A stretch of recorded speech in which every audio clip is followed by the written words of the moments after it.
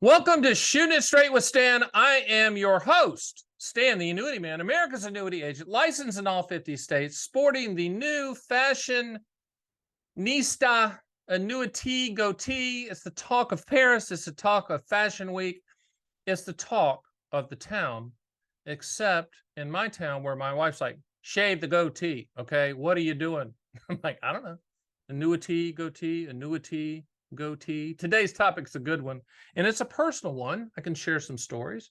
It's called lovingly handcuffing your beneficiaries with annuity guarantees. So lovingly handcuffing your beneficiaries with annuity guarantees. You're saying, wait a minute, what? Handcuffing? That doesn't sound lovingly. It does when it comes to finances. Okay. So a lot of us out there, including moi, that's French for me. I have two great daughters at the time of this taping, age 26 and 24. One lives in Denver, Colorado, and one lives in Manhattan, East Village. Went to NYU, loves the city. She's this, that person. She's like her dad. I love New York City as well. But they are great kids, and they, thank God, look like their mother and take after their mother. But when I die, they will not be getting lump sums, period. And it's nothing against them. It's just that I'm going to lovingly handcuff them so that they don't make dumb mistakes with lump sums, period. So you guys are, wait a minute, how do you do that, Stan the Annuity? Well, that's what this video is for, player. That's what I'm doing. So what I have done is in the trust, I have dictated in the trust that when I die, when my Learjet hits the mountain, when the Lamborghini hits the tree, when I can't put on the Annuity Man hat anymore and I die, and the goatee is like 12 inches long down here, and you go, man, that's an annuity goatee right there. That's what I'm talking. When that happens, there will be lifetime income annuities purchased for each daughter for the rest of their lives to pay as long as they're breathing. So regardless of when I die, if I died 4 years from now, then there would be an immediate annuity purchase for a 30-year-old and a 28-year-old at that point in time, understanding that single premium immediate annuities are primarily priced on life expectancy at the time of the payment. Interest rates play a secondary role. So that's what I've done. And that's what they're going to get. And they're going to hate me every single month that money hits the bank account. What have I done? I've lovingly handcuffed them. I've also bought what's called a deferred income annuity. I'm not sure I recommend you doing this. I just did this to see what the numbers were, and they were pretty good. So I did it, whatever. And that's who I am. I'm nothing in moderation, impulsive, and that's what I did. So I bought them a deferred income annuity a while back and deferred it to when they're age 50, and it turns on it when they're age 50, and there's a lifetime income stream. Not sure that's a perfect way to do it because that's an irrevocable contract. No liquidity, etc. But unless they watch this video, which they won't, they don't even know they have it.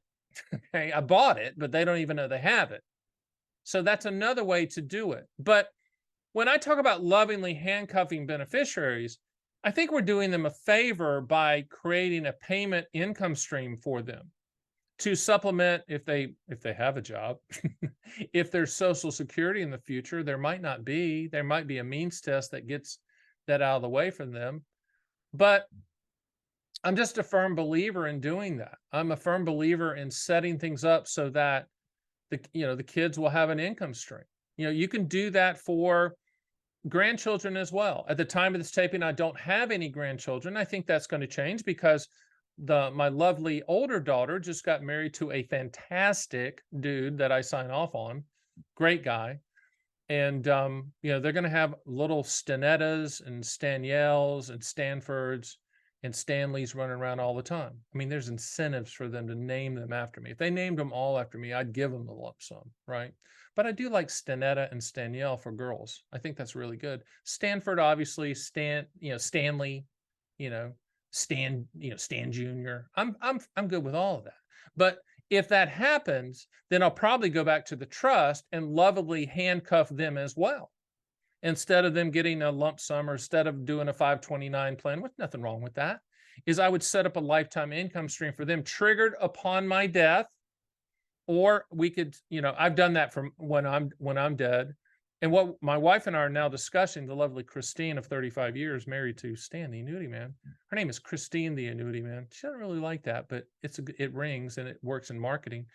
Talking about doing something when she passes away, because I have the same thing structured for her, and it's not lovingly handcuffing my wife. She's going to get the lump sum too, but I'm also want to put an income floor in place for my wife when I pass away. But you can lovingly handcuff your beneficiaries. I get calls all the time. Got one the other week, about a week and a half ago. They scheduled a time. Go to my site, theannuityman.com, and sometimes you'll get me. There's about I think right now is about a 5% chance to get me. Otherwise, you're going to get somebody really, really smart on my team. But if you do get me, and I got one the other week, and the person said that they wanted to buy an immediate annuity because, their son they'd had some problems, had some substance abuse issues, what I call wandering ambiguity, just wandering around, just can't really get it together. They don't want to give them the lump sum, so what do? You buy an immediate annuity for them. You buy payment. They get mad at you for that. I'll never forget. I did one a long time ago when I used to do face-to-face appointments, and that was 20 years ago. But I flew in somewhere. It was a big case, and I flew in, and it was the family at the table, and we were lovingly handcuffing one of the beneficiaries, and the beneficiary thought they were going to get a lump sum, but what they found out was they were signing a piece of paper saying they're going to get an immediate annuity. I was cussed out pretty well, but you know what?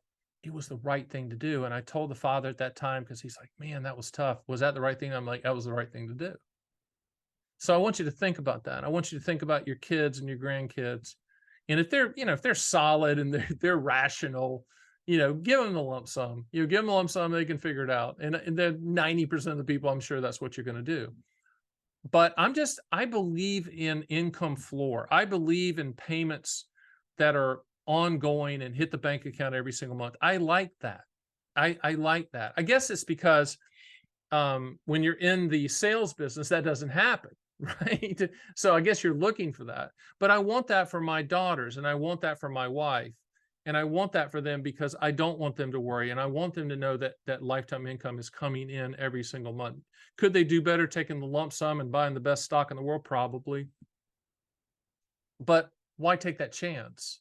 And what a legacy, My daughters have put up with me and my eccentricities, and I'm a maniac as a father. I don't drink or do drugs or anything like that, but I'm a wild man. You know that. And I love them to death. But I really look at this and I go, you know what? It's going to be cool for them that money hits that bank account every single month. And I'm like 20 years, I've been dead for 20 years, right? And that money's still in the bank account and still in.